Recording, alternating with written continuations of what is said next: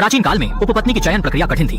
राजा ने सौंदर्य का मानदंड निर्धारित करने हेतु शरीर पर फिट बैठने वाले सांचे तैयार किए थे, जिसमें से गुजरना और घंटी को न छूना जरूरी था। 3 राजकुमारियां जो उम्र में 18 साल हुई, संयमित आहार रखती थीं और उत्कृष्ट कदकाठी बनाए रखती थीं, इसलिए उन्होंने परीक्षण पास कर लिया। राजा को इनमें से एक को रानी बनाना था और इसके लिए आकर्षक रूप के साथ साथ साहस भी आवश्यक था। राजा ने आगे की चाल सोच रखी थी और अपने सेवक को 3 गिलास लाल मदिरा तैयार करने को कहा।